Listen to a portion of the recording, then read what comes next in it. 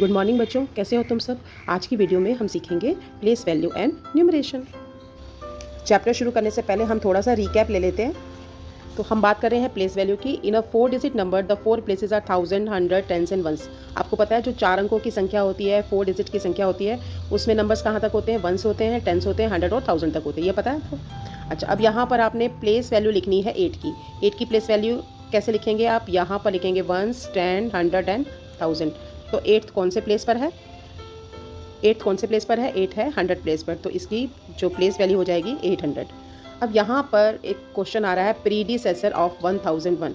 Pre मतलब पहले का, ठीक है। और इसका मतलब है जब भी क्वेश्चन में आए कि प्रीडिसेसर बोलना है या निकालना है, what you have to do, you have to write the number that is prior to this number, यानी इससे पहले जो नंबर आता है। अब इसके बाद क्या आ रहा है? 1 आ रहा है, तो यानी इससे पहले का नंबर क्या होगा? 1000। फोर्थ पॉइंट पर the value of a digit increases 10 times with each step moving to left. यानी कि अब जब हम प्लेस वैल्यू चार्ट की बात करेंगे तो जब हम 1 से 10 पे जाएंगे, 10 से 100 पे जाएंगे, 100 से 1000 पे जाएंगे और 1000 से 10,000 पे जाएंगे, तो हर लेफ्ट टर्न पर जो संख्या होती है वो 10 से गुना हो जाती है। वंस की प्लेस वैल्यू आपको पता है 1 होती है। जब हम वो 10 प्लेस पर आता है तो उसकी प्लेस वैल्यू क्या हो जाती है? 10। जब वो 100 प्लेस पर आता है तो 10 को 10 से गुणा करो, क्या आएगा? 100। अब उसके बाद 100 को अगर 10 से गुणा करो तो आपका आएगा 1000, ठीक है। अब 1000 को अगर हम 10 से गुणा करेंगे तो हमारा आएगा 10,000। यानी जैसे जैसे आप लेफ़्ट की ओर जाएंगे आपका जो डिजिट की प्लेस वैल्यू 10 से मल्टीप्लाई हो जाएगी। अगर मैं इसको दूसरे शब्दों में कहूँ तो जैसे जैसे आप राइट की ओर जाएंगे प्लेस वैल्यू 10 से डिवाइड होती जाएगी, ठीक है। तो चलिए सीखते हैं हम reading and writing 5 digit number. अगर आप इसको ध्यान से देखेंगे तो जो 5 डिजिट नंबर होते हैं बच्चों, उसको डिवाइड किया जाता है पीरियड्स में। तो जो फर्स्ट पीरियड होता है, अगर आप प्लेस वैल्यू चार्ट में इसे देखेंगे तो इसके 2 पीरियड होते हैं। पहला पीरियड होता है वंस का और दूसरा पीरियड होता है थाउजेंड्स का, ठीक है। जो 1 का जो पीरियड होता है, वंस का जो पीरियड होता है, उसमें 3 प्लेस होते हैं, वंस प्लेस, टेंस प्लेस और 100 प्लेस। और जो 1000 का पीरियड होता है उसमें कितने प्लेस होते हैं? उसमें प्लेस होते हैं 2। कौन कौन से होते हैं? 1000 और एक होते हैं 10,000। चलिए अब हम इस नंबर को रीड करते हैं। देखिए यहाँ पर भी मैंने इसके 2 पीरियड्स बनाए हुए हैं, 1000 के और वंस के। तो सबसे पहले जब मैं नंबर रीड करूँगी तो मैं इन दोनों 1000 के नंबर्स को एक साथ बोलूँगी। तो एक साथ बोलेंगे तो हम क्या लगाएंगे? और उसके पीछे 1000 लगाएंगे। तो यानी मैं इसे बोलूँगी 21,000, ठीक है। और ये वाले नंबर के आगे पहले मैं 100 लगाऊंगी और लास्ट के 2 नंबर्स को एक साथ बोलूँगी, 934। नेक्स्ट हम आते हैं 5 डिजिट नंबर्स की प्लेस वैल्यू को कैसे करना है। प्लेस वैल्यू मतलब जो भी नंबर का प्लेस है उसके अकॉर्डिंग आपने नंबर को लिखना आना चाहिए और पढ़ना भी आना चाहिए। देखिए जब भी हम कोई नंबर रीड करेंगे हमेशा उसके ऊपर हम उसकी प्लेस वैल्यू लिखेंगे, वंस, टेंस, 100, 1000, 10,000, ठीक है। अगर हम इसकी प्लेस वैल्यू लिखते हैं तो हम इसको 2 टाइप से लिख सकते हैं, या तो वंस की फॉर्म में या न्यूमरेशन की फॉर्म में। अब जैसे मैंने 5 वंस प्लेस पे तो मैंने 5 के आगे वंस लगाया है, 2 के आगे टेंस लगाया है, ठीक है, 1 के आगे 100 लगाया है, 6 के आगे 1000 और ये कौन से प्लेस पर है? ये 10,000 प्लेस पे। देखो बच्चों, या तो आप इस फॉर्म में लिखोगे या आप इसको सीधा नंबर फॉर्म में लिखोगे। 5 वंस की जगह 5, 2 टेंस की जगह 20, 100 की जगह 100, 6000 को आप नंबर्स में लिखोगे, ऐसे ही 70,000 को लिखोगे। चलिए एक और नंबर लेते हैं हम। अब यहाँ भी हमने प्लेस वैल्यू लिखनी है तो हम ऊपर वंस, टेंस, 100, 1000 और 10,000 लिखेंगे और उसको इस तरह से लिखेंगे, 1 वंस, 9 टेंस, 200, 3000 और 4 10,000। चलिए अब हमने ये स्टडी किया है हमारा प्लेस वैल्यू चार्ट।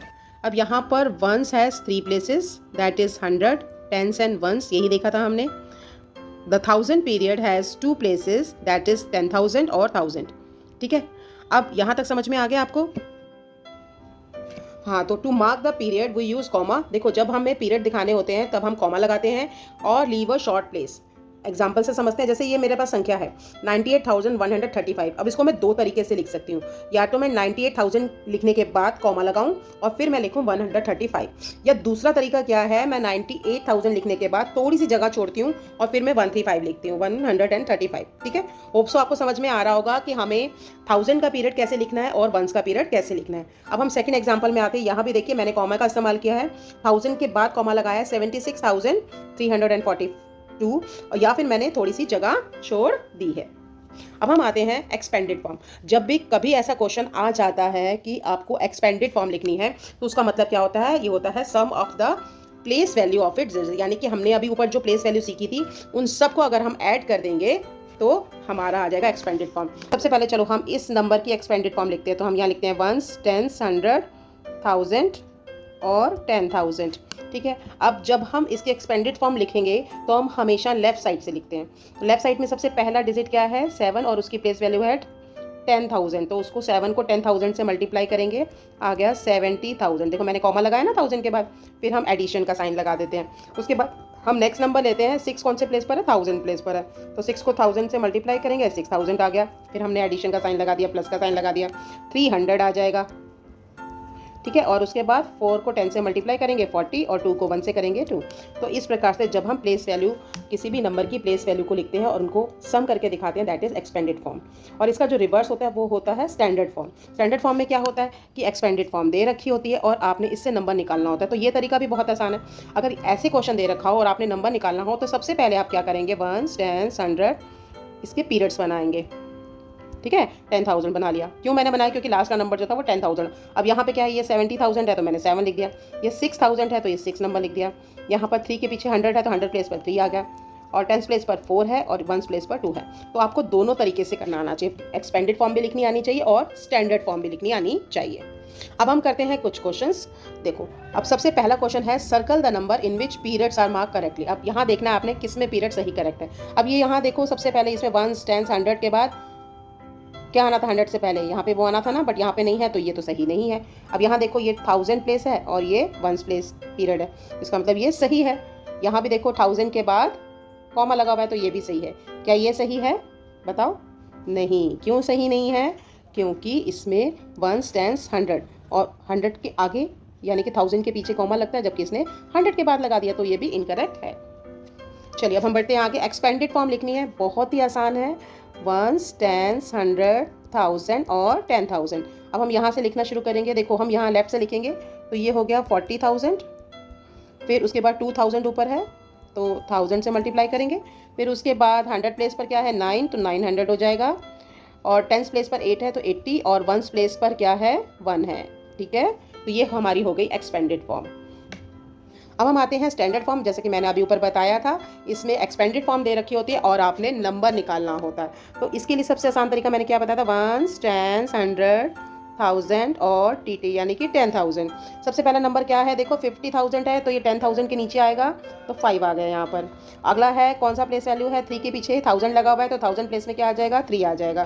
4 के पीछे 100 लगा हुआ है तो 100 प्लेस पर क्या आ जाएगा, 4, और 10 प्लेस पर क्या है 5, और 1 प्लेस पर है 3। तो हमारा नंबर क्या बन गया, 53,453।